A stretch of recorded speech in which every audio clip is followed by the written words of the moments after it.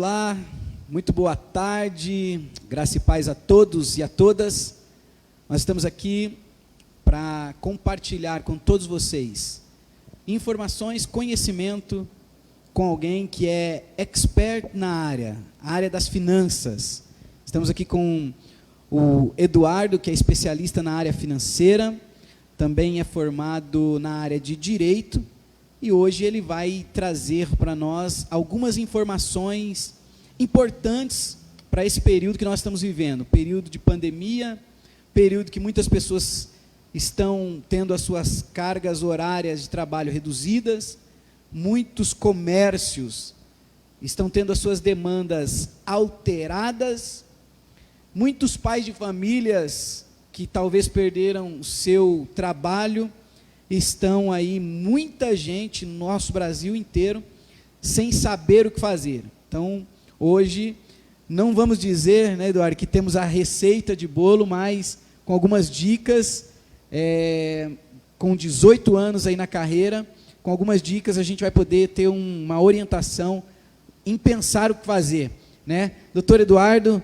a palavra está contigo, pode se apresentar ao pessoal aí, e depois não se esqueça que no término a gente vai reservar alguns minutos para perguntas, caso vocês tenham dúvidas, vocês podem colocar nos comentários dessa live, que a gente vai estar procurando a responder todas essas questões. Eduardo.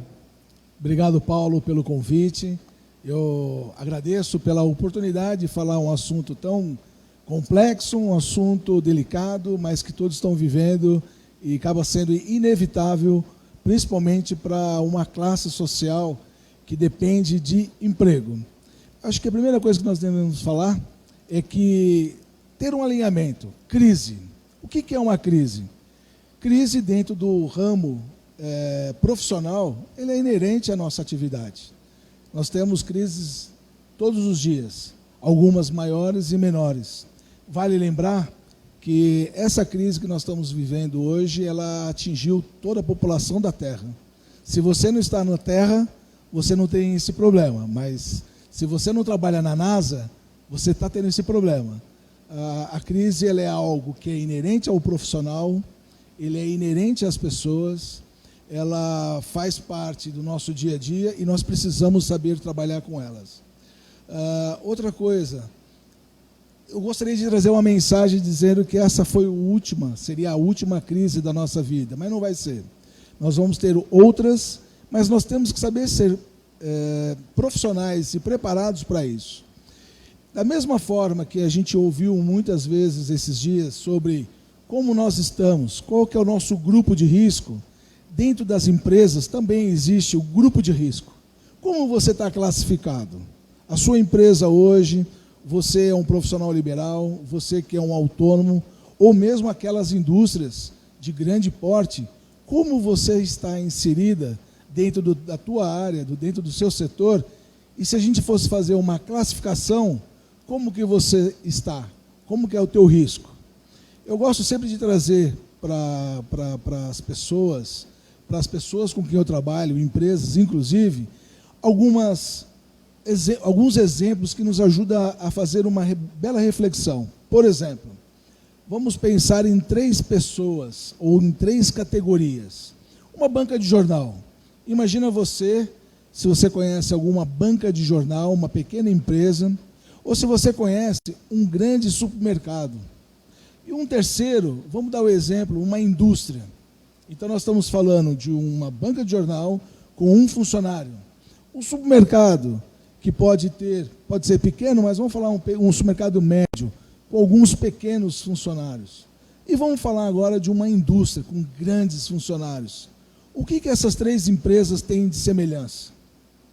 Se a gente for olhar e analisar, todas as 3 têm a mesma estrutura.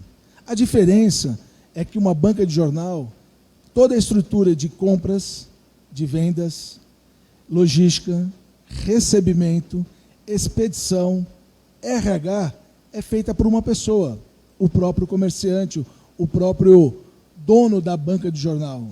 E quando você vai para uma estrutura maior, um supermercado, uma indústria, você encontra todas essas atividades de igual forma. A diferença é que você vê uma estrutura, toda ela bem estruturada. Mas, nesse momento de crise, todas as empresas, independente do seu setor, ela é afetada. O que vai diferenciar uma da outra, se ela vai conseguir sobreviver ou passar por todas essas crises, o que vai ser? O seu grupo de risco. Como você está preparado e classificado no meio de toda essa pandemia. E assim, nós devemos sempre analisar que nessas crises também surgem as oportunidades. Quantas empresas estão aprendendo a fazer coisas diferentes do que ela fazia, propostas que ela dava, que ela não daria antes. Então, esse tipo de coisas só acontece em momentos de dificuldade. Então, o governo federal, estadual e municipal, ele nos colocou algumas condições de negociação. Então, aquelas dificuldades que nós estamos tendo hoje para gerir os impostos, gerir o aluguel, pagar uma folha de pagamento, nós conseguimos algumas aberturas pelo governo. Então, hoje nós podemos negociar algumas obrigações fiscais, municipais.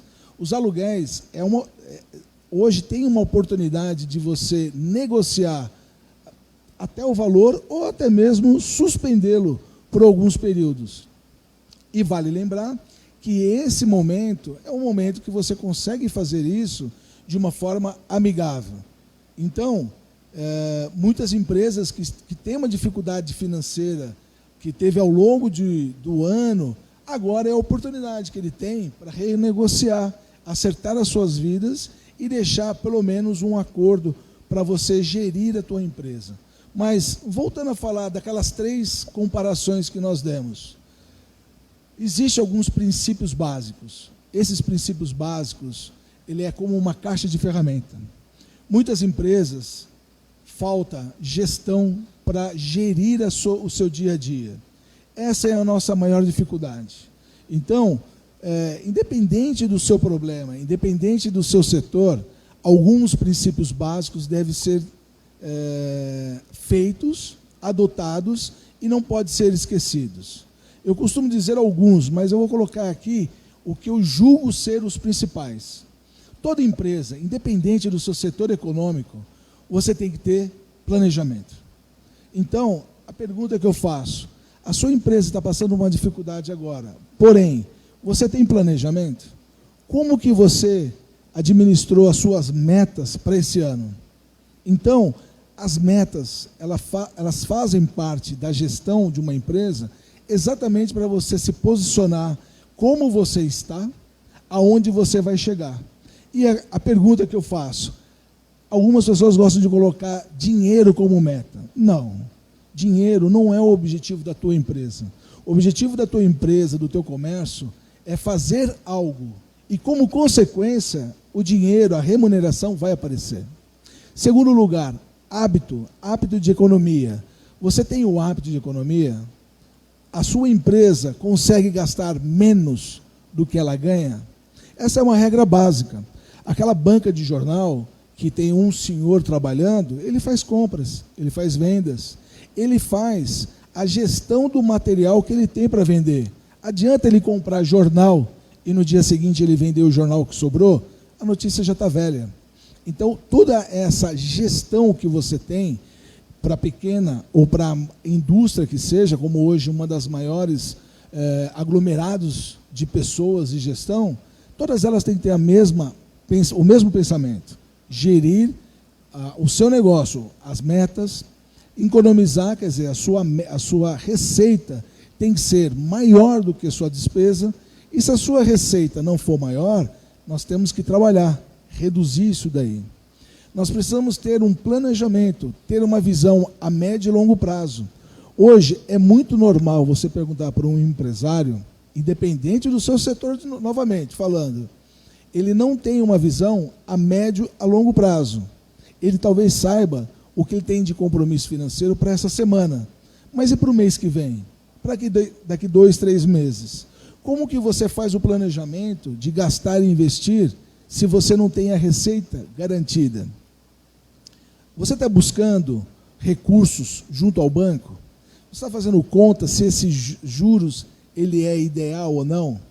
Então, o foco ele é a principal ferramenta de análise diário do empresário. Você tem que ter meta, o hábito de economizar, tem que ter foco, persistência. Não é na primeira dificuldade ou na segunda dificuldade que aparece que você entrega os pontos. Nós temos que sempre imaginar que é inerente do dia a dia do empresário as dificuldades. A crise, ela só é mais uma. Se a gente fizer uma retrospectiva na nossa vida, a gente vai ver quantas marcas faziam parte do nosso dia a dia. Marcas fortes, como Transbrasil, como Varig, empresas da aviação, empresas de telecomunicação, bancos. Quantas empresas bem estruturadas, com departamentos bem equipados, com profissionais, não estão mais no nosso dia a dia. Eu lembro da minha infância, quando a minha família ia na Mesbla ou ia no Mapping fazer compras. A gente adquiria bens e ia no banco Banespa fazer um depósito, ou a gente pegava o avião com a VASP e a Varig e ia fazer uma viagem nacional e internacional. Dessas empresas que eu citei até agora, nenhuma delas estão mais conosco. E o que eles tinham de diferente das nossas outras empresas? Gestão. A gestão, ela precisa fazer parte e a gente tem que ter a caixa de ferramentas básica para isso. No nosso dia a dia, o planejamento ele é muito importante. E quantos de nós temos a persistência de manter o plano vivo? O que é isso? É você ter a mente mestra. Mente mestra? Que palavra diferente é essa? Essa palavra é diferente talvez para algumas pessoas, mas dentro das indústrias, das empresas, isso é muito comum. Hoje, o gestor ele tem que ter, junto dos seus colaboradores, a diferença que ele não tem. Muitos dos gestores, ele tem uma capacidade, mas para se completar, ele precisa de ter outras pessoas que pensam diferente e a mais do que ele. Porém, quando você junta todas essas cabeças, essas mentes, você consegue ter uma próxima cabeça, uma próxima mente que você não tinha. Então, nós temos que pensar diferente. E pensar diferente é pensar fora da caixa. Eu tenho um exemplo também de uma consultoria que a gente estava vivendo esses tempos atrás, de uma empresa, dentro de um shopping center, 2 restaurantes que dividiam paredes, e um restaurante ia muito bem, muito bem. Ele estava tendo, na hora do almoço, aquela fila de gente comprando, o comerciante muito satisfeito, pelo menos aparentemente, e aí o outro comerciante estava muito preocupado, porque o comércio dele não ia da mesma velocidade que aparentemente o outro estava indo. Foi aí que nós fomos chamados e fomos fazer um levantamento, para entender o que esse comerciante estava fazendo diferente. E a gente começou a estudar, e aquele conceito, pensar fora da caixa, esse outro comerciante fez. Todos os dois vendiam um padrão. Todos os dois tinham o mesmo preço médio, inclusive eram concorrentes no preço. Mas o que um comerciante fazia de diferente do outro? O a mais.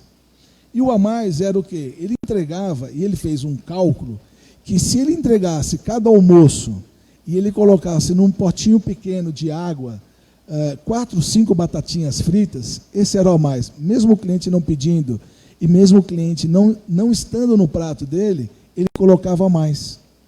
Outra coisa que ele fazia, quando o cliente pedia suco e refrigerante de máquina, ao invés de colocar o gelo junto com o suco, ele colocava o gelo num copinho separado. Quando ele fez a análise de custo, isso é como se fosse uma propaganda. Então ele deixou de fazer a propaganda fora do seu comércio, parou de fazer a propaganda habitual do panfleto e começou a fazer a propaganda como? Servindo o a mais. E esse a mais era um custo operacional muito pouco, porém ele revertia em retorno de cliente. Resumindo, o pensar fora da caixa não pode ser um slogan, tem que ser um pensamento que o empresariado, o comerciante, o empresário tem que pensar o que ele pode fazer dentro do seu setor diferente. Hoje, devido à crise, nós temos cultos sendo feitos fora da igreja. Olha, se um culto é feito fora da igreja, se uma escola dá aula fora da escola, se uma empresa não tem mais o seu cliente na porta ou dentro do seu restaurante e ele entrega via delivery, isso é uma alternativa que tem que ser pensado. Então, isso é pensar fora da caixa. E, por fim, a gente tem que colocar que todo negócio ele tem a sua necessidade de pensar o que eu posso fazer diferente para o meu cliente. Pensar fora da caixa é esse exemplo que eu dei. E o diferente? Quantas coisas que você está fazendo hoje que você não faria se não tivesse a crise? Você tem oportunidade de mudar a tua empresa, o teu negócio, ampliar a lista de materiais, a lista de oferta? Devemos fazer. Então, mais uma vez, eu gosto sempre de usar uma frase. A pobreza, ela não precisa ser convidada e ela não precisa ser planejada. Ela já é parte do nosso dia a dia e ela se intromete a todo momento. Mas a riqueza, ela é tímida, ela tem que ser conquistada. Se você não tiver o hábito de conquistar as boas práticas, operacionalmente você gasta. Vale dizer que todo retrabalho custa. Fazer o normal é obrigação. E esse custo já está dimensionado. Mas o retrabalho, a reconquista, nessa hora custa mais. Então, para vencer os problemas financeiros, a crise, nós precisamos de duas coisas. Primeiro, planejar e fazer quanto mais aquilo que foi planejado, checar se aquilo está planejado, está dando certo, e pensar fora da caixa. Nós precisamos oferecer um pouco mais para os nossos clientes. Esse é o Eduardo, gente, consultor financeiro há mais de 18 anos atuando na área. Eduardo, algo que você falou aqui que me chamou a atenção, com relação, a gente daqui a pouco vai falar um pouquinho sobre pessoa física, sobre o trabalhador, sobre essa mulher que hoje é a chefe de família, esse homem que é o chefe de família.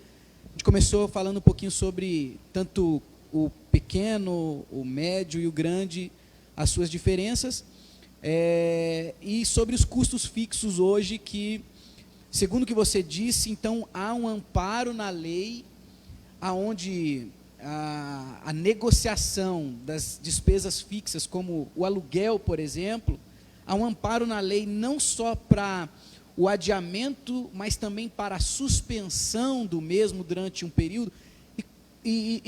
Consegue nos dar um exemplo de como seria isso? De um estabelecimento que de repente esteja fechado e não esteja com suas atividades. Como encontrar essa informação? Aonde recorrer para que isso seja de fato efetivo? O amparo da lei não é para ele deixar de pagar ou que ele tenha a prerrogativa de negociar e o proprietário aceitar. Não existe esse amparo da lei. O que existe é que foi sancionado uma calamidade no Brasil e, na verdade, a OMS ela deu essa pandemia como um estado mundial. Devido a essa condição, foi aberto a condição também de negociar. Então, você tem a prerrogativa de negociar aluguéis. Vale lembrar que a relação do consumidor, o consumidor ele é hipossuficiente, ele é o mais fraco entre a relação. Então, pelo fato de ele ser o mais fraco na relação, ele deve ser olhado diferente. O aluguel é uma receita que você de alguém, mas para você pagar é a sua maior despesa, pode ser a sua maior despesa. Então, essa condição de negociar é um acordo de cavalheiros, porque se isso for levado à justiça, a gente já subentende que se lá na frente, por algum motivo, você não pagou aluguel, você não conseguiu pagar o aluguel, por inadimplência dos seus clientes, pelo que o seu comércio está fechado, isso é por força maior. A força maior impede de você fazer aquilo que você faria naturalmente. Então, nesse caso, na relação de consumidor, você tem evidências para provar que você não conseguiu pagar, saldar uma dívida por uma questão maior. E aí, se isso não for aceito, vamos imaginar que no dia a dia a imobiliária pode não aceitar. Mesmo assim, ela entendeu, ela viu que o teu comércio não pode trabalhar em dias normais, mas você não tem condições de pagar aluguel. E isso vai para a justiça vai olhar de uma outra forma. Até porque você realmente não conseguiu pagar, você tem evidências da inoperância, e isso provavelmente você vai ter ao seu favor a jurisprudência te ajudando. Então, é amparado por lei? Não. Porém, nesse momento de pandemia, você tem várias obrigações, inclusive obrigações federais e estaduais. Por exemplo, o imposto de renda, ele foi postergado. Seria o prazo máximo em abril, ele foi postergado.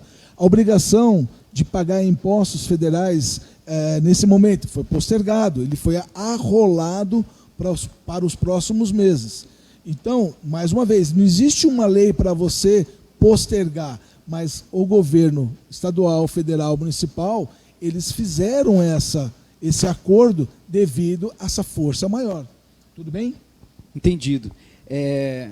O fato é que a gente convive com pessoas de diversas índoles, e esse momento é um momento que muitas pessoas aproveitam para poder, eu conversando com algumas pessoas que conheço, que são proprietárias e tudo mais, então você tem aquela pessoa que ela já é um mau pagador. Então essa é uma oportunidade que essa pessoa tem para se tornar um pagador mais mal ainda do que ele já é, e de repente querer se amparar em alguma coisa, uma vez que na verdade não existe esse amparo, e sim um acordo, como você disse, um acordo entre cavaleiros. Agora, Eduardo, outra coisa, o que mais hoje sofre com essa paralisia, o que mais sofre hoje com essa quarentena sancionada pelo governo do estado? Bem, nós que somos pequenos, temos em vista que somos os pequenos que sofremos mais, né? Não sabemos se os grandes têm a mesma, ou sofrem na mesma proporção que os pequenos. Nós estamos aqui em Sumaré e somos rodeados por pequenas empresas, pequenos comerciantes, pequenos autônomos, que muitos deles não têm aquele que é o recomendado pela administração, a regra básica, os 3 meses, por exemplo, de capital de giro, para sustentar uma empresa durante um período como esse. Muitos deles sobrevivem do dinheiro ou do banco, ou de antecipação das vendas em cartões, antecipação de duplicatas, até pelo fato de que o momento que o nosso país já vinha dos anos anteriores já não eram bons anos. Muitas empresas, antes da pandemia, já se encontravam em crise. Então, mais essa questão da quarentena, e aí você tem esse pequeno empresário, que ele já estava com empréstimo do banco, ele já estava antecipando os seus cartões, né, que ele passa ali na sua maquininha de cartão, ou seja, dinheiro, recurso próprio, como capital de giro, ele não tem. O capital de giro dele ou é o banco, ou é o cliente que ainda vai comprar. Numa situação como essa, a gente tem em Sumaré as empresas que são consideradas com um trabalho essencial. Essas continuam trabalhando. Sim. Mas nós temos outras empresas pequenas, micro, que não são ou não fazem parte desse grupo de empresas essenciais. Mediante a postergação do governo estadual, que se deu até 10/5 do mês próximo, mês de maio, com essa postergação, o que seria adequado para uma empresa com esse perfil que teve que fechar as portas, e para a empresa que não fechou as portas, mas os seus fornecedores, como eu tenho contato com alguns, cortaram o fornecimento de matéria-prima via duplicatas e somente para pagamento à vista ou via cartão, débito ou crédito, uma vez que esses pequenos empresários acabam tendo já os seus cartões comprometidos. vamos dividir em duas partes. Primeira parte é aquele que tem os seus colaboradores e ele é o trabalho essencial. Porém, o trabalho essencial você está trabalhando de uma forma com restrições. Então você não tem toda a sua força, todo o seu efetivo, não é necessário você ficar com as portas abertas, porque você não consegue ter o atendimento normal ao público. Eu vou dar um exemplo aqui em restaurante. Você precisa de uma parte da cozinha, uma parte de atendimento, e os demais, infelizmente, como você não está aberto ao público, você não pode usar em sua totalidade. Você deve colocar essas pessoas de férias. E o governo também abriu, através de uma MP, a prerrogativa de você colocar esses funcionários por 60 dias de férias, recebendo o valor que ele tem como seguro-desemprego. Então, tem uma condicional, óbvio, você não pode mandar nenhum funcionário embora. Então, para as empresas que não vai mandar funcionário embora, e ele tem um efetivo de empregados, colaboradores, ele coloca de férias, com o governo pagando quase a totalidade. Esse salário será pago através, como se fosse o seguro-desemprego, pelo governo. Agora vamos dizer o lado mais agudo, o outro exemplo que o Paulo citou, que é o pior, que é aquele que não é um trabalho essencial e ele precisa fechar as portas. Já foi feito um levantamento, um pequeno levantamento no estado de São Paulo, de empresas que não são essenciais e ela precisou fazer, continuar o seu negócio. Por exemplo, venda através de online. Então, a empresa ela não é essencial, ela não precisa estar aberta. Qual que é o melhor caminho a ser feito? Ela tentar suspender toda a folha de pagamento, porque, de novo, normalmente nas empresas a folha de pagamento e o aluguel são os dois principais custos operacionais. Depois tem os impostos que o governo já postergou, já arrolou para os próximos meses. O salário você consegue colocar todo mundo praticamente de férias coletivas ou de licença não remunerada recebendo pelo governo, e a negociação do aluguel tem que ser feita. Ela vai ser feita. E você vai ter que suspender por esse momento todos os seus deveres e compromissos. Por outro lado, a sua receita também vai ficar comprometida, uma vez que você não tem atividade. Mas, Paulo, nessa hora, o que mais vale a pena fazer é a negociação. O teu fornecedor que só quer fazer a venda mediante pagamentos à vista ou com antecipação, você vai ter que procurar outros fornecedores, procurar outros negócios, mas, nesse momento, como o governo já postergou os impostos, o salário, você consegue ficar por 60 dias com ele suspenso, porém o governo pagando aos seus colaboradores, e você podendo renegociar os aluguéis, sendo assim, as 3 fatias mais pesadas, ele foi postergado, e aí nós temos que tentar achar outras alternativas. Trabalhar, infelizmente, nós não vamos poder fazer. Se o teu negócio ele não é de sobrevivência ou de necessidade básica, nós temos que suspender. Porém, todos os seus compromissos terão que ser suspensos dessa forma. Você deve buscar ajuda a uma contabilidade, buscar ajuda junto a um advogado, a uma consultoria, para você suspender todos os possíveis pagamentos. Tudo aquilo que você tem oportunidade de fazer, você deve aproveitar esse benefício. Não deve deixar de aproveitar, porque, infelizmente, essa situação ela não é sua, não é minha, é nossa. Uma vez que toda a pandemia pegou todo mundo e todos estamos na mesma situação, não existe essa condição de não acertar. Nós temos que acertar as coisas. E tanto de um lado como do outro, vai ter que ajustar as suas situações. Você disse agora há pouco sobre algumas pessoas serem oportunas e aproveitar essa situação. Vale lembrar que as negociações que estão sendo feitas pelo governo e com o Estado, o município, você vai fazer isso com as suas dívidas atuais. As dívidas antigas, elas não entram. Então, mesmo para aquele pessoa que ele era mal pagador, ele vai ter uma flexibilidade para o pagamento de abril e maio. Por quê? Porque isso é agora. As dívidas antigas não entram nesses benefícios. Maravilha. Bem, gente, esse é o Eduardo. Mais uma vez, consultor na área financeira há mais de 18 anos, trazendo para a gente um panorama geral desse momento de crise que nós estamos vivendo, né? Eduardo, mais uma questão. Nós falamos agora sobre as negociações das pequenas, microempresas. Consequentemente, nós temos aquela pessoa física, aquele que trabalha numa pequena empresa. E, consequentemente, se a empresa dele, como você citou, não é fornecedora de um serviço essencial, a mão de obra foi reduzida.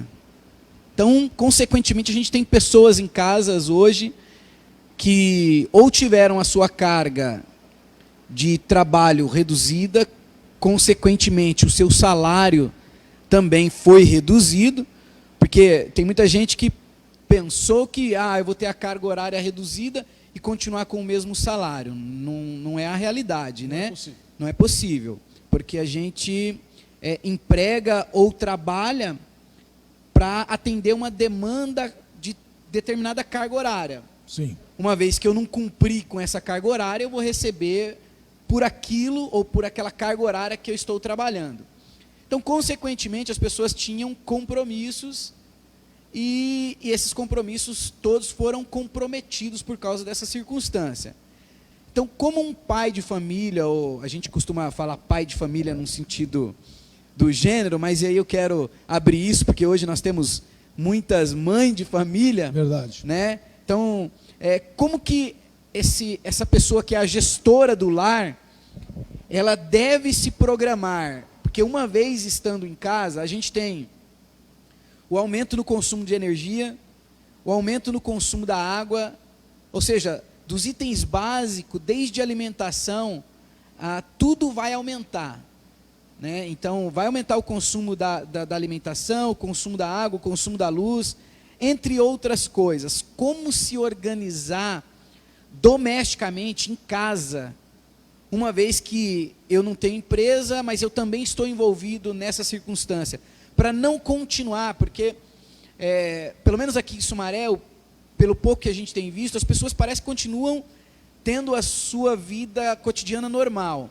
Nós vamos ao supermercado e, ao invés de comprar o necessário, estão comprando mais do que o necessário. Ou seja, não só o risco de outra pessoa que precisa do alimento corre o risco de ficar sem, como ele está comprando a mais do que precisa e corre o risco de ficar sem dinheiro, com alimento lá que pode até estragar, mas ficar sem dinheiro. Como a gente deve planejar isso aí para a gente também não acumular demais, não gastar demais e não entrar nesse colapso doméstico? Novamente, eu vou dividir em duas partes. Primeira parte é o que o Paulo comentou, que é muito importante, os menos favorecidos.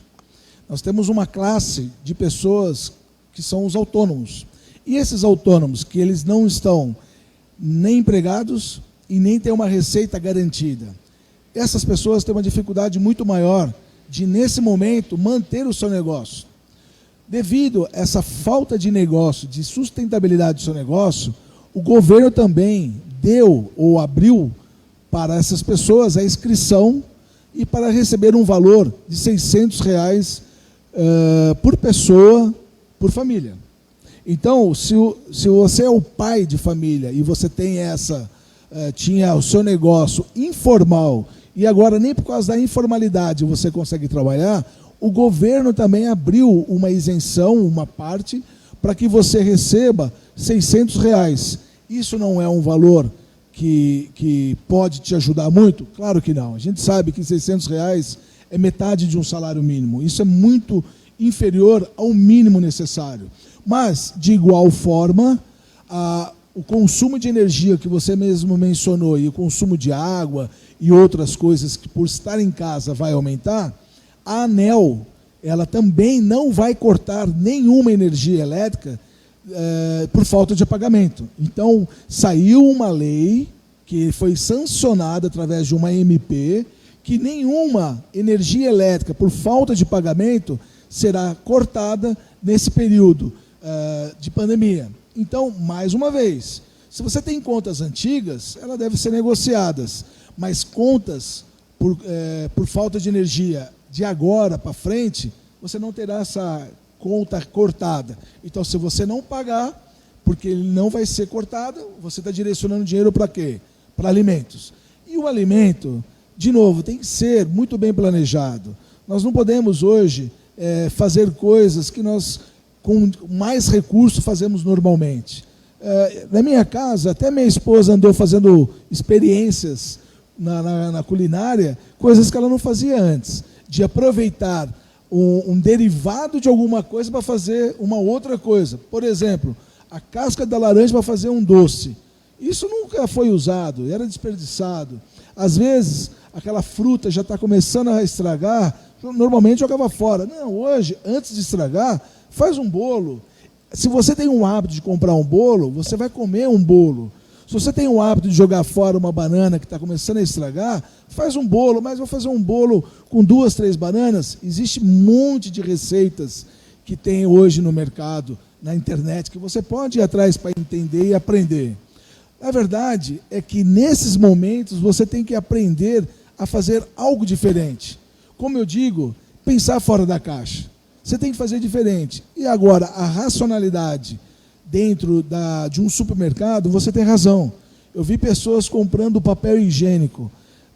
A indústria de papel higiênico foi uma que cresceu no momento mais difícil, porque tem pedido, não conseguia produzir, aí foi liberada para produzir, porque é um produto essencial, e assim, desnecessariamente. Nós não precisamos de ter essa necessidade. Vá no supermercado, compre o que você precisa comprar, faça um planejamento com o recurso que você tem. Vale lembrar uma outra coisa que o Paulo mencionou. O pai de família, ele tem direito a R$600 nesse período. Mas a mãe de família, quem é a mãe de família? É aquela senhora que é mãe, mas não tem a presença masculina dentro de casa. O governo está dando o dobro. Ela está recebendo R$1.200. Então, para quem é mãe de família, que tem os seus filhos, e você tem a dupla função dentro da sua família, procura o governo, procura os órgãos, a Caixa Econômica, faça a sua inscrição, que você vai receber nesses períodos R$1.200. Não é um valor alto, mas já é o dobro do que a gente tem normalmente para cada um da sua família. Maravilha, é isso aí, gente. Doutor Eduardo, finança é algo que tem tirado o sono de muita gente.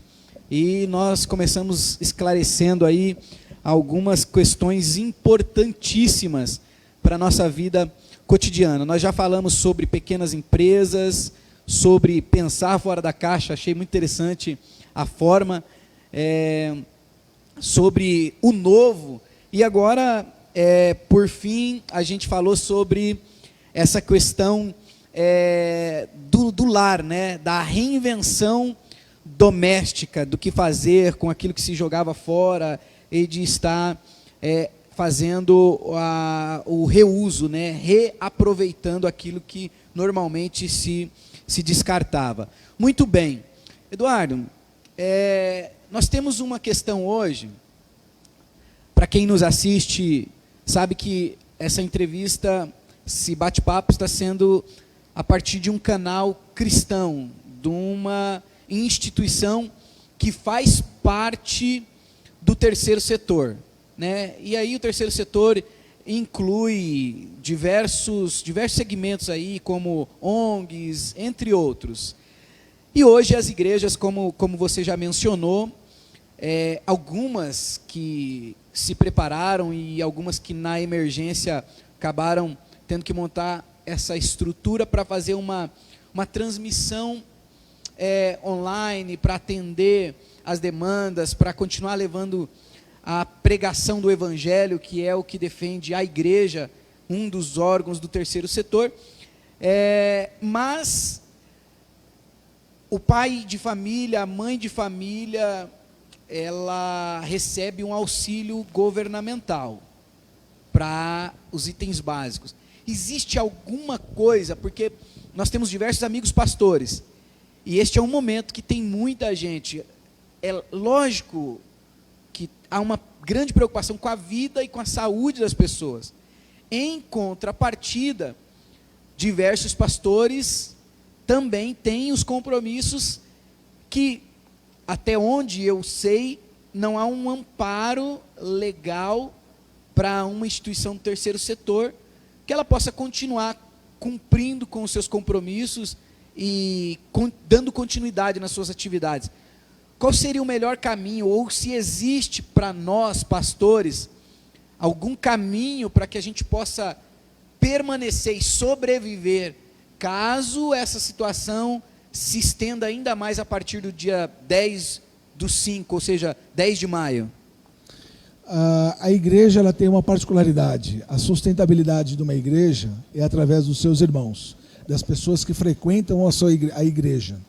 E a gente deve lembrar que tanto o pastor que estuda, se dedica para trazer o melhor aos membros, aos irmãos, e também a dedicação das pessoas envolvidas na zeladoria, no sustento da igreja, água, luz, impostos, IPTU, enfim, a igreja tem os seus gastos naturais, e os pastores que vivem do estudo para levar a palavra aos seus irmãos, também têm a sua sustentabilidade, família, filhos, enfim.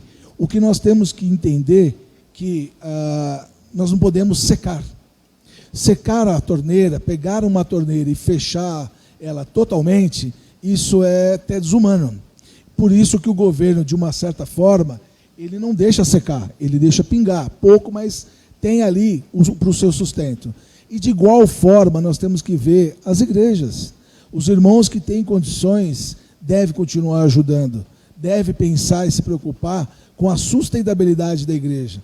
Vale lembrar que a igreja, nesse momento, ela pode estar sendo uma válvula de escape para muitas pessoas. Eu conheço pessoas de mais idade que têm uma preocupação imensa de ficar doente e, assim, morre só de pensar em ser contaminada, e às vezes são pessoas que não são amparadas pela sua família, são pessoas que moram sozinhas ou desprovidas de recursos. Muitas vezes, quem ajuda e quem está do lado são pessoas da igreja, o próprio pastor, os membros da igreja.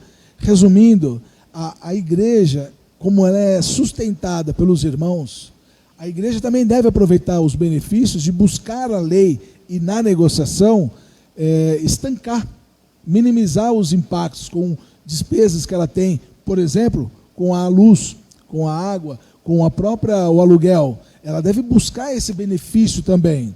Porém, e como que fica os pastores e as pessoas envolvidas, o zelador de uma igreja? Então nós temos que pensar que nesse momento, se todos os irmãos se juntarem e contribuírem com um pouco que seja, isso pode ser muito suficiente para manter a igreja viva e a sustentabilidade dos seus obreiros, pastores e assim vai. Muito bem, gente, nós temos muitas pessoas nos acompanhando, né? Você pode deixar aí nos comentários a sua pergunta. Daqui a pouquinho nós vamos abrir um espaço para responder algumas perguntas que nós teremos aqui no feed de perguntas. Então você pode entrar lá. Pastor, eu tenho uma dúvida com relação à finança, eu perdi o emprego, eu não perdi o emprego, meu salário foi reduzido, eu tenho tais despesas, o que eu posso fazer? Então, coloca aí nos comentários, nós estamos com a equipe aqui que está nos auxiliando, eles vão pegar essas perguntas e vão trazer aqui para nós, para que a gente possa estar ouvindo aqui o especialista Eduardo na área de finanças, para ele estar trazendo para nós luz sobre estas questões. Eduardo, mais uma dúvida concernente aí a essa questão das pequenas empresas, os pequenos comércios, a maioria das pessoas dos bairros acabam trabalhando nesses comércios que estão ali na redondeza dos seus ambientes familiares. E como em toda área, você tem bons e maus profissionais. O que você, como um consultor da área, tanto do comércio nacional como experiência em empresas multinacionais, o que você acha que pode, neste momento, acontecer, ouvir uma iluminação aos pequenos empresários a descobrir aquele funcionário que não produz, aquele funcionário que não pensa fora da caixa, aquele funcionário, ou seja, aquele que só escora, na perspectiva do pequeno comerciante. E se esse profissional nos ouve agora, qual seria o conselho para ele? Essa parte é uma parte muito delicada, porque hoje em dia a gente tem, é inevitável, você vai ter bons e maus profissionais em todos os lugares. Muitas vezes existe até um mau profissional que ele está mal profissional, não que ele seja mal profissional. E nesses momentos de crise é a hora que você tem a oportunidade de acertar, talvez, esses pontos que você não conseguiu corrigir ao longo do processo. Algumas coisas são inevitáveis. E eu costumo dizer para todo empresário, ser empresário é tratar com coisas que não são populares, são atitudes impopulares. E nesse momento nós temos que ter atitudes impopulares, mas que seja saudável para a empresa. Então aquilo que tem que ser feito, infelizmente tem que ser feito. Agora, o profissional que está do outro lado, ele é o oportunista, sempre esteve não ajudando muito a empresa, nunca teve o pensamento de cumprir as metas que são dadas a você, que são dadas à tua empresa. Agora chegou a hora de colocar a mão na cabeça. O mercado vai ser cada vez mais seletivo, muitas empresas estão aprendendo a lidar e trabalhar com menos recurso, muitas empresas vão, quando tudo isso passar, ela vai ter aprendido a fazer coisas que ela não conseguia fazer em temperatura e pressão normal, e isso não é bom para aquele que não quer colaborar. Então, é a hora de você reinvestir em você mesmo, reinvestir no teu negócio e ajudar a tua empresa. Na quarta-feira, na quarta-feira passada, exatamente quase uma semana atrás, eu vi alguns funcionários de uma empresa, de uma lanchonete, próximo da minha casa, que eles estavam trabalhando de que forma? Eles trabalhavam na cozinha e eles também tinham carteira de habilitação. Então, tinha alguns funcionários que eu fiz a pergunta para um empresário que eu conheço há muito tempo. Tudo bem com o senhor? Como vão as coisas? Eu estou vendo que o senhor está conseguindo trabalhar. Como que está o serviço? Ele falou, eu não estou conseguindo vender o que eu vendia, mas eu reduzi um pouco as pessoas da cozinha. Eu falei, poxa vida, o senhor mandou embora? Não. Eu reduzi a cozinha, mas 3 pessoas que trabalhavam na cozinha são os meus motoqueiros. Eles estão entregando. Então, a verdade é uma, precisou colocar o colaborador de férias. E aí o patrão comentou, falou assim, mas o senhor colocar eu de férias, eu tenho carteira de habilitação de motocicleta. O senhor não quer que eu faça entrega? A pessoa está fazendo entrega. Então, nessa hora, a pessoa precisa o quê? Ganhar dinheiro e precisa usar a criatividade. Poxa, mas eu sou um cozinheiro, eu sou um mestre cuca de alta qualidade. Eu não vou querer ficar no trânsito em cima de uma moto. Nessa hora, nós não podemos escolher o que fazer, se nós não vamos ser escolhidos para também não fazer o que, de repente, podia ser uma alternativa. E aí é aquele colaborador que pensa fora da caixa, né? Positivo. Ele está preocupado não só com o salário que cai na conta dele no final do mês, mas também está preocupado com a empresa, porque eu costumo dizer isso aqui na igreja, se a empresa é abençoada, né, eu mesmo já ouvi comentários de colaboradores que dizem, enquanto eu trabalho, o meu chefe ou o meu patrão anda de carro importado. Mas a grande realidade é que se o gestor, a empresa, o patrão em si, se ele não for próspero, abençoado, isso vai refletir diretamente no colaborador. Então, nessa hora, vale o colaborador querer de fato que a empresa cresça, mesmo nesse momento, mas de alguma maneira a empresa possa crescer para que ele também seja, como é que eu posso dizer? Para que ele também possa ser alcançado por isso que está alcançando a empresa. Isso que você está falando, Paulo, é tão verdadeiro que o exemplo que eu dei para vocês agora há pouco sobre o restaurante, ele é real, ele é um fato real que aconteceu, e essa alternativa que foi criada de pensar fora da caixa, de quando um cliente fizesse o pedido, ele colocasse num copinho bem pequenininho 4, 5 batatinhas, veio de um empregado. O colaborador que estava na cozinha, ele falou: chefe, não tem saída para essas batatas. Ou ele fez uma quantidade maior do que deveria fazer, porque ele aproveitou para fritar, fritou, depois ficou lá na estufa. O que ele falou? Daqui a pouco vai vencer, se ninguém pedir. Posso fazer alguma coisa?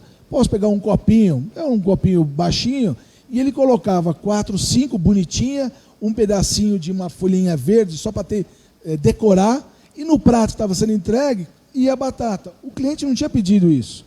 Quando ele olhava para aquilo, ele falava: o que é isso aqui? Não, isso é uma cortesia. Ele falou: poxa, ele ficou super agradado. Outra coisa, o negócio da bebida também, ele pegou os copinhos que ninguém usava, era um copinho que ia ser jogado fora. Ele falou: deixa eu colocar o suco no copo normal e o gelo no copinho, para quando a pessoa bebesse um pouco do suco, jogasse o gelo. Isso não partiu do proprietário, partiu de um colaborador. Por que ele pensou? É para o patrão ficar mais feliz? Não, é para o cliente falar: entre esse restaurante A ou o restaurante B, eu prefiro o A porque tem um mimo, um a mais. E, de novo, aquilo que está se gastando já está dentro do custo. Ele ia jogar fora a batata. Aqueles copinhos não se usava mais. Era uma coisa para jogar fora. Então, isso é muito interessante quando parte de um colaborador. É a mente mestre. É quando você, como dono, está pensando como pagar um título. Está pensando como vou fazer para ganhar dinheiro. Como eu vou fazer para um cliente ficar feliz. De repente, o teu colaborador que está ali do lado de trás, ele pensa simples e fácil e com efetividade. E isso é a solução desse case de sucesso. Mas tem outros, monte de cases que eu poderia falar para vocês que partiu sempre de colaborador, não do seu gestor. Muito bom, muito bom. Isso torna as pessoas, de forma geral, o colaborador, uma pessoa melhor até para a sociedade, né? Ele acaba se tornando alguém mais querido, que a gente tem esses colaboradores que, e não é só o colaborador na empresa, às vezes dentro da nossa própria casa, da nossa própria família, principalmente num momento como esse, pessoas que só têm visão dos pontos negativos. Ah, essa crise vai fechar, não vai aguentar, não vou perder o emprego. Ou a gente pode dizer que uma casa, na parte administrativa, pode ser também vista de uma forma de um microempresário para administrar, e dentro da administração doméstica, o administrador ou a administradora também tenha que ter o mesmo rigor, como você disse, com relação às decisões que sejam saudáveis para um pequeno negócio. Também há esse risco ou essa necessidade de práticas domésticas que talvez não agrade aos membros toda a família, mas que é saudável para a família? Sim. A gente tem que fazer da nossa casa o que nós fazemos no nosso negócio. Óbvio, você tem que ter um pouco mais de flexibilidade, porque se você lidar com a esposa, ou sua esposa lidar com você como chefe, acaba dando briga. Como todo sócio tem as suas particularidades. Mas é uma coisa que é muito interessante. Eu tenho feito isso na minha casa. A minha esposa, ela, quando vai fazer a nossa refeição, ela procura fazer tudo no mesmo horário.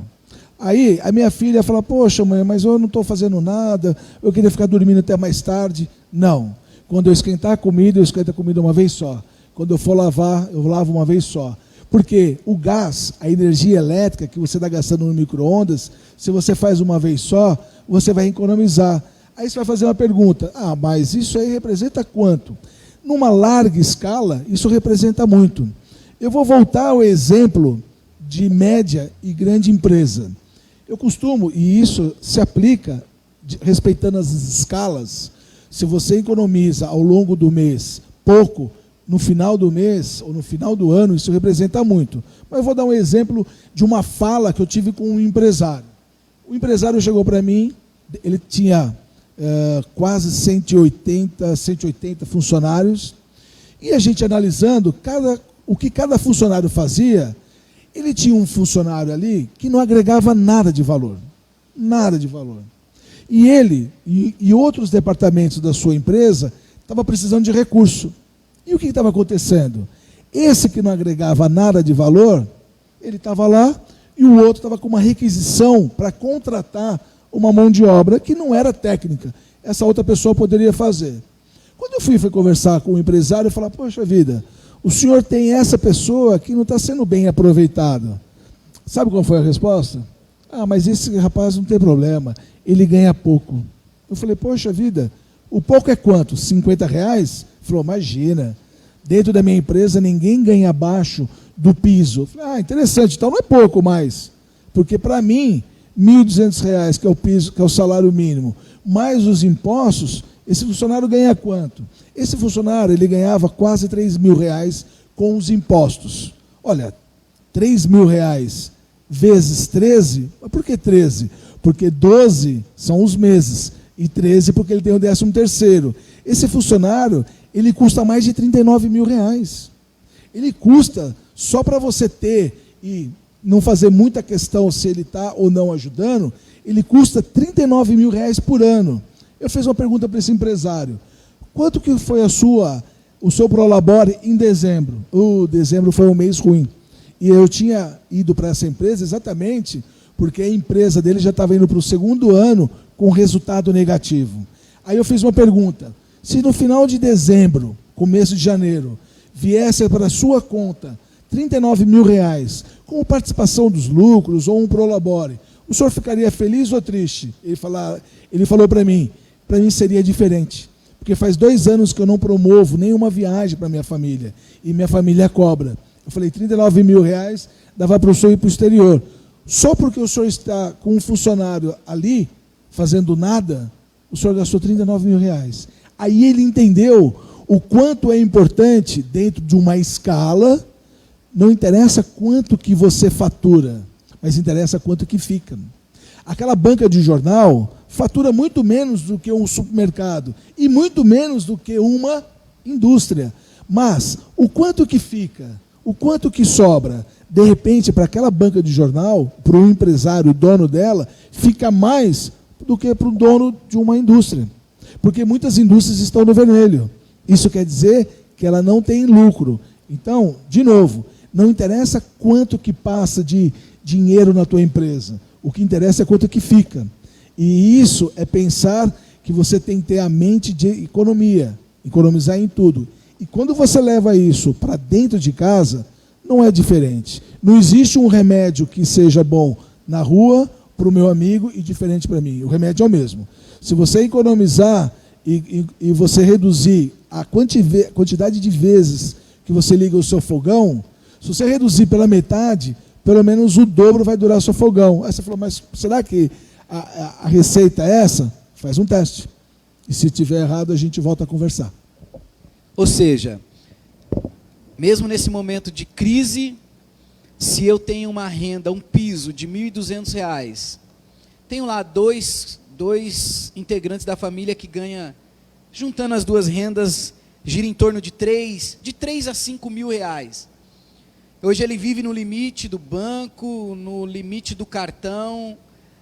Você está dizendo que é possível reverter essa situação sem ele ganhar mais? Sim. Só economizando ou mudando os hábitos domésticos? Sim.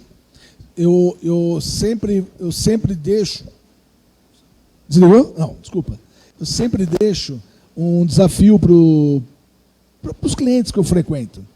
Eu falo para eles o seguinte: me faz um favor, me relaciona tudo que você gasta ao longo do mês. Porque você vai relacionar, e tudo que você gasta ao longo do mês, no final vai ter um valor, e nós vamos pegar a tua receita, e vamos ver se dá conta ou não, se ela suporta ou não a sua despesa. Paulo, em 100%, as pessoas não sabem o que gastam. Em 100%, quando você faz esse relacionamento, ou inventário financeiro, ou budget, ou forecast, como você queira dizer, são levantamento da sua realidade. Eu digo de cara que sempre fica uns 6, 7 itens. Você pode relacionar a tua empresa, Paulo, faça um teste. Relaciona na sua empresa todo o seu gasto. Você gasta com o quê? Põe lá. Você vai lembrar dos principais. É óbvio que você vai lembrar dos principais. Mas vai ficar sempre um buraquinho pequeno. E aí, eu sempre faço a analogia da mangueira do jardim. A mangueira do jardim, da torneira até o final dela, que vai cair na caixa d'água, quando a mangueira não tem furo, o recurso vai inteiro para a caixa d'água. Com o passar do tempo, ela fica toda furada. E o recurso está sempre sendo desperdiçado no meio do caminho. Eu faço uma prova, podemos fazer uma prova. Pega você e faz uma relação de tudo que você gasta ao longo de um mês. Você vai perceber, se depois você voltar a olhar a relação, e anotar tudo que você gasta no mês mesmo, você vai perceber que você esqueceu várias coisas. E essas várias coisas, essa diferença pode ser o pulo do gato. Muitas vezes a sua empresa está no negativo exatamente porque você não aponta esses detalhes. E quando você leva isso para a sua casa, o resultado é o mesmo. Se você não consegue fazer na tua empresa, que é onde você ganha dinheiro, quanto mais em casa, que você gasta dinheiro. Hoje todo mundo porta um smartphone. Você acredita então que, por exemplo, a gente tem aqui um bloco de notas, tem uma agenda. Então, tanto para aquele pequeno empresário, que hoje muitos ainda, conversando com um pesquisador do Sebrae, que visitou um pouco antes desse período da pandemia, que visitou algumas pequenas empresas, alguns pequenos comércios, muitos deles ainda não possuem uma ferramenta de gestão, um software, né, um programa que ele vai relacionar os seus custos, o seu fluxo de caixa, a sua previsão de entrada e a previsão de saída, tanto mensal, trimestral, semestral, como anual. Muitos ainda nos pequenos comércios ainda estão desprovidos de ferramentas como essa. E muito menos o pessoal de casa. Você sai com R$20 no bolso, por exemplo, deu vontade de comer uma coxinha, come uma coxinha. Agora eu quero uma caçulinha, vai lá uma caçulinha. Eu quero uns filhos, tá junto, eu quero um salgadinho, e vai. Ou seja, se nós fizermos uso daquilo que a gente já tem em mão, sem fazer nenhuma nova aquisição, eu vou aqui no meu smartphone, comprei uma coxinha, anoto.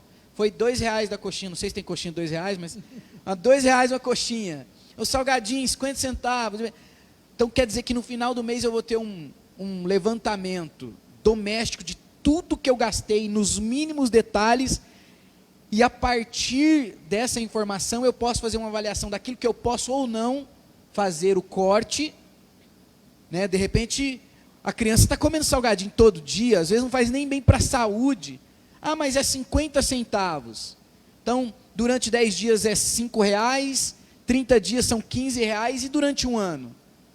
Então, estamos falando de um consumo de 50 centavos. E aí a gente passa para o botijão de gás, que subiu absurdamente, a energia elétrica, que também não é barato.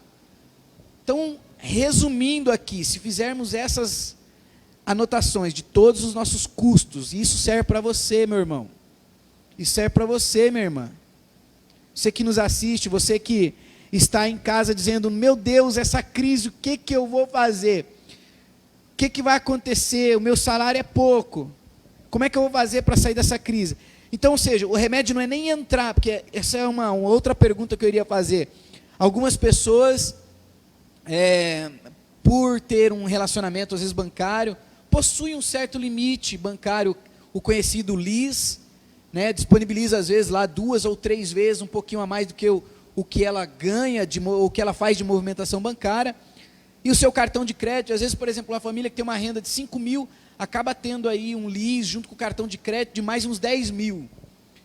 Então, na prática, nesse momento de pandemia que a gente vive, não é necessário, se a renda continua entrando, não há nenhuma necessidade de fazer uso desses recursos que estão disponíveis, mas sim uma introspecção, uma revisão do seu consumo interno, para que ao invés de faltar, possa sobrar, e no momento de crise, ao invés dele passar necessidade, ele vai ter, na verdade, uma prosperidade doméstica. Muito bem lembrado, o Paulo foi muito feliz nessa lembrança, por quê? Nós falamos de várias reduções, de vários incentivos de governo em todas as esferas, mas os juros bancários não caíram. Então o Paulo foi muito feliz com esse exemplo, por quê? Essa é a oportunidade para todo mundo sair dos juros. Hoje, o que você paga no banco, às vezes é muito mais do que você consome. Para vocês terem uma ideia, os juros bancários, para quem está usando cartão de crédito, ele chega a ser pior do que um agiota.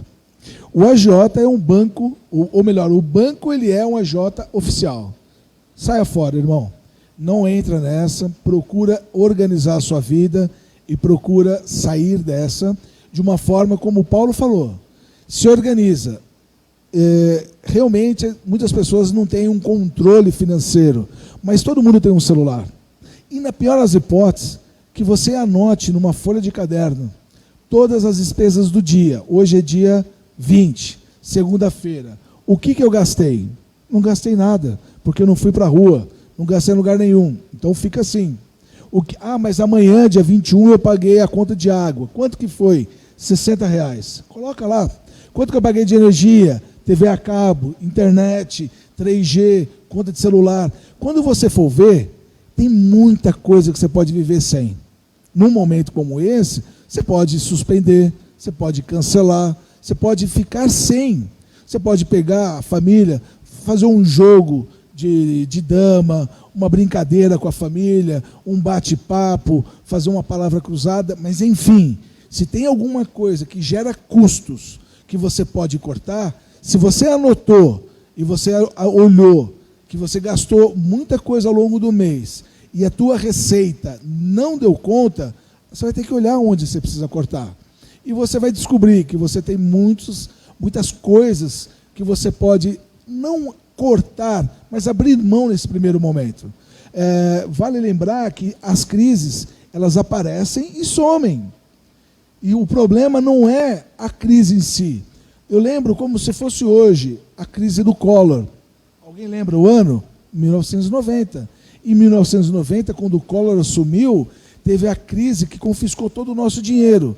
Eu conheço histórias de pessoas que se mataram. Se mataram porque perdeu recursos. Não é porque perdeu a vida. É diferente agora. Então, o que nós precisamos aprender? Precisamos aprender com as lições aprendidas, com essas histórias. O que eu consegui sobreviver com o que nós estamos sobrevivendo agora, tem que virar prática depois. E o espírito e a mentalidade de economia, ela tem que surgir. Porque quando surgir novamente uma outra crise, que ela vai aparecer, não sabemos quando, mas ela vai aparecer. E aí nós, pelo menos, vamos conseguir sobreviver. Eu gosto de usar uma outra analogia. Eu e o Paulo vamos viajar. Eu e o Paulo estamos indo de São Paulo para Fortaleza. Só que o Paulo já foi para Fortaleza e eu nunca fui para Fortaleza. Então, o Paulo já aprendeu que quando chegar lá, vai estar calor, muito quente. Então, o que ele faz? Ele precisa se preparar com recursos.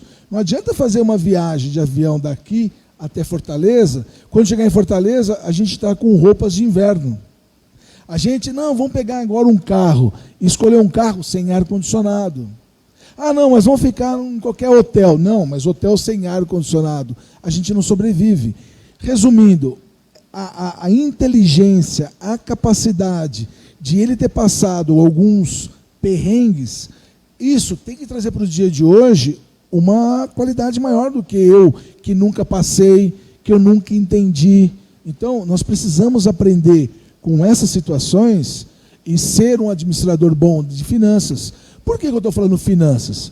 Porque não adianta você ser uma pessoa extremamente inteligente, saber vender, saber comprar, você é um excelente comprador, você é um excelente jogador de futebol, na pelada você é o primeiro a ser escolhido, não adianta nada. Agora, se você não tem dinheiro, você está passando fome igual aos demais, você está passando situações de crise igual aos demais. Então você tem um privilégio, aprenda a economizar, independente do seu setor, da sua classe social, do momento que você vive. Procura a ser um cara que gasta, uma pessoa que gasta, um jovem que gasta as coisas de uma forma inteligente. Você pode esbanjar.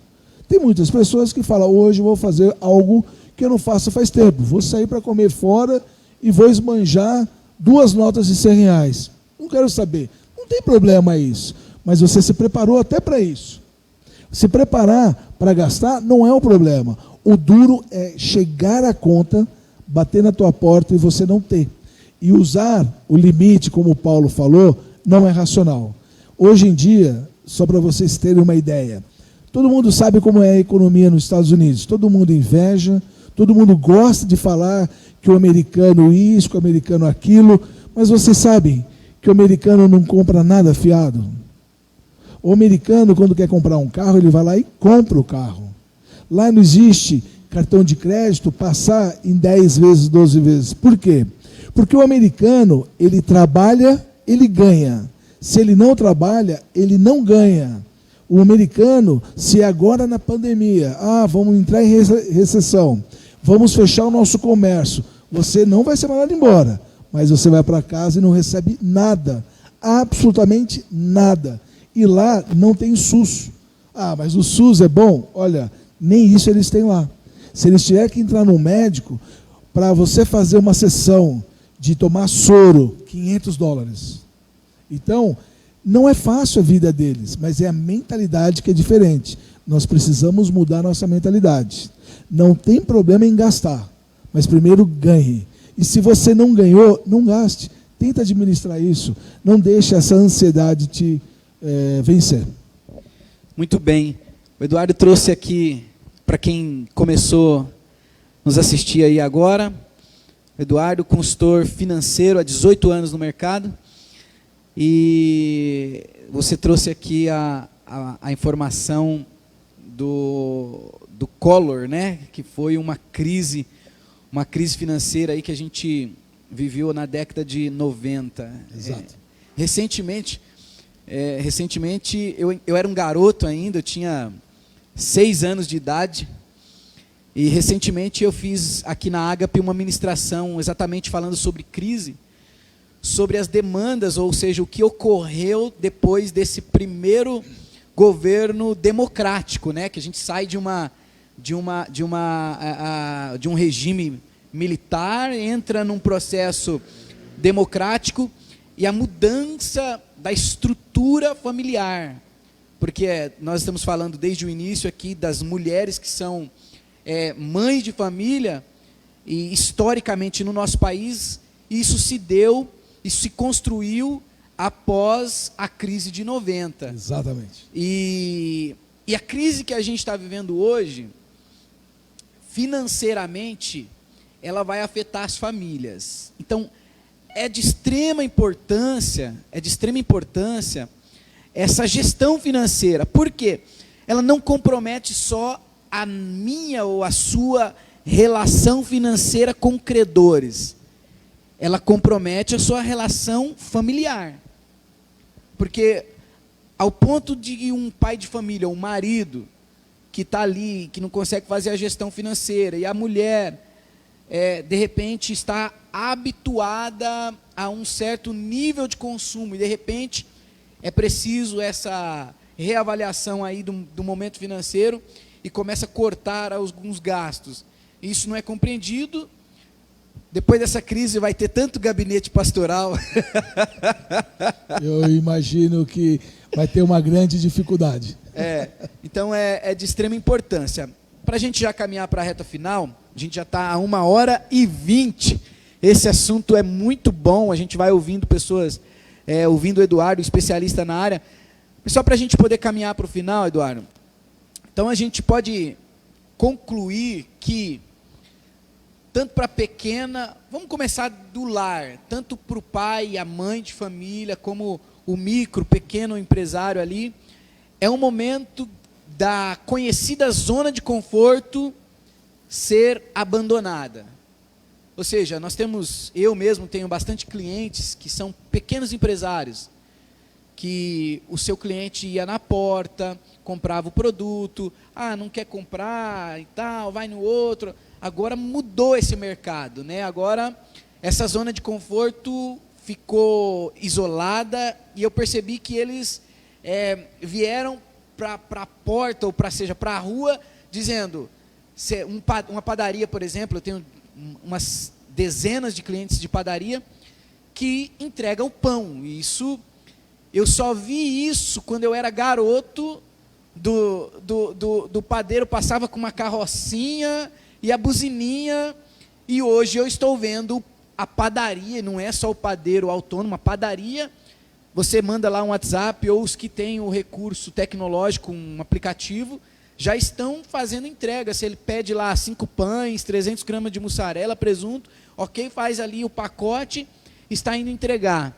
Esse é o pequeno empresário, saiu dessa zona de conforto. E o homem ou a mulher que está ali no ambiente doméstico, que tinha tranquilidade, e que o seu salário foi reduzido, eu também percebi uma certa movimentação. Agora um está fazendo máscara, está tentando vender alguma coisa pela internet. Ou seja, quem entendeu o processo, primeiro não vai entrar em crise financeira, não vai perder o casamento, né? Não vai perder a família, e vai criar oportunidades. Eu acho que a gente pode concluir com esse raciocínio? Sim, exatamente. A gente já entendeu o recado. Você disse uma coisa bastante interessante. O padeiro ou a padaria indo até a sua casa. Olha, esse é um serviço de delivery, parece que não tem muita novidade, mas a padaria fazer um negócio desse, sem aumentar nenhum valor, sem colocar uma taxa extra, quer dizer que ele consegue fazer? Sim, ele consegue fazer. Muitas coisas estão sendo modificadas, estão conseguindo se adequar e nada vai precisar aumentar. Nós conseguimos fazer tudo isso. Eu moro perto de um local onde eu estou vendo muitas pessoas cortando o seu próprio jardim. Quer dizer, o jardineiro, ele ficou sem trabalhar? Não, ele deve estar fazendo outras coisas. E dentro de casa, teve que reduzir algumas despesas. Vamos fazer serviço doméstico. Então, nós precisamos, primeira coisa também, que eu não sou pastor, mas eu sou um evangélico, e uma coisa que nós temos que colocar na cabeça, se o pastor Paulo me permite, nós temos que entender que a nossa confiança não pode estar na nossa conta bancária. A nossa confiança não pode estar na nossa capacidade intelectual. Amanhã te dá um derrame, acabou a sua capacidade intelectual. Você pode ter dinheiro, aí vem o Collor, como aconteceu, e tomou todo o seu dinheiro. Então, a confiança tem que estar no Senhor. Nós estamos aqui vivendo e fazendo parte de um cenário e nós vamos passar. Para nós, nunca vai faltar. Para nós, a tentação e a aflição, ela não vai ser maior do que a gente consegue suportar. Porém, nós temos que fazer o nosso trabalho e o dever de casa. Devemos fazer aquela coisa certa para receber o joinha do professor. Agora, se a gente faz tudo errado, Deus vai providenciar e vai nos dar os recursos e o alimento, mas nós temos que fazer a nossa parte. A educação, a reeducação, usar os recursos de forma adequada está sendo exigido para toda a nação do planeta. Não é só para Sumaré. Nós temos situações de países de primeiro mundo, como Itália e Espanha, como Paris, que é uma cidade luz, como é chamada, Paris, que está passando situações calamitosas. Tem pessoas e comércios em Paris que está passando mais dificuldade que talvez o comércio aqui de Sumaré. Então, estamos todos iguais. E entenda, nós não vamos ter como passar por essa sem que a gente pense em primeiro lugar, fazer a nossa parte. E a segunda parte é confiar. Deus não vai deixar ninguém desamparado. Maravilha, gente. Citação do Salmo 40, verso de número 4. Como é feliz o homem que põe a sua confiança no Senhor. Ou seja, todas essas orientações e todos esses conselhos técnicos adquiridos numa academia se tornam em vão se a confiança for apenas nessas técnicas. Totalmente. A nossa confiança no Senhor, né, é o que nos sustém, é o que sustém o homem e a mulher, e é o que traz alegria, porque exatamente, sem confiança em Deus, a confiança passa a ser no homem ou na conta bancária, na poupança, e aí acontece alguma coisa como aconteceu na década de 90, e a gente vai ficar frustrado e vai ficar infeliz. Mas quando a nossa confiança está no Senhor, a nossa felicidade, né, não depende dessas circunstâncias adicionais, né? Como ser humano, nós temos que fazer nossa parte. Ponto. Nossa parte não vai ser terceirizado, não é outros que vão fazer. Mas nós temos que fazer a nossa parte, sim. Temos que ser inteligentes, temos que ser perspicazes, temos que ser oportunistas. E ser oportunista não é uma coisa pejorativa e ruim. Ser oportunista é conseguir aproveitar as oportunidades que apareçam. Então, se elas aparecem para você, você tem que ser oportunista em aproveitar. Mas a nossa parte na terra nós temos que fazer. Muito bem. Eu tive que fazer algo diferente esse final de semana. A esposa queria comer churrasco. E o carro estava sujo para danar. Eu levava o carro para lavar ou comprava carne para o churrasco. Eu comprava carne. Pois é. Eu fui no mercado, comprou a carne, pus a carne para assar, enquanto assava a carne, eu lavava o carro. Ainda fez academia. Você conseguiu agradar a esposa, economizou dinheiro porque não foi na churrascaria que não está aberta, ainda lavou o carro. Muito bom. Gente, chegamos ao final desta belíssima conversa, muito agradável estar aqui conversando com você, Eduardo. Obrigado por aceitar esse convite, por estar aqui conosco, por tirar dúvidas, por atender essas questões do nosso dia a dia. Muito obrigado, que Deus possa continuar abençoando tua vida, tua casa, tua família, e que os teus negócios possam ser prósperos, e não só isso, abençoe famílias, porque diretamente abençoa uma empresa, e uma empresa sendo abençoada, são colaboradores, famílias, crianças sendo abençoadas. Então, o meu desejo, a minha oração hoje, pelo teu trabalho, pela tua vida, é que você continue sendo um abençoador de famílias. Eu creio e acredito que quanto mais nós queremos abençoar pessoas, mais Deus, que tem todo o poder, todo o controle, nos dá essa condição de abençoar pessoas. Que Deus possa abençoar ricamente. Obrigado mesmo por participar conosco dessa conversa financeira. Eu que agradeço, espero ter sido útil para as pessoas que estão nos ouvindo hoje. Quero me colocar à disposição, se o pastor me permitir. O meu e-mail é eduardo@neroconsultoria.com. Se tiver alguma coisa que eu possa ajudar, sem nenhum compromisso, faço com o maior prazer. Tenho certeza, pastor, que essa situação que nós estamos vivendo vai passar. E nós temos que nos ajudar um ao outro. E eu espero que eu possa ter ajudado alguém, principalmente da tua comunidade, e me coloco à disposição para ajudá-los, principalmente nesse momento difícil. Eu gostaria muito de poder ajudar, tirando dúvidas. Se houver alguma dúvida que não ficou claro, ou não pôde dar a oportunidade de falar exatamente o que vocês precisam, eu me coloco à disposição. Fico à disposição de vocês. Amém. Obrigado vocês todos. Nós teremos embaixo, no comentário, ou na descrição desse vídeo, dessa live, nós teremos o e-mail do Eduardo. Então, você que assistiu, que ouviu, então você vai ter lá na descrição do vídeo o e-mail do consultor financeiro Eduardo. É eduardo@neroconsultoria.com. eduardo@neroconsultoria.com.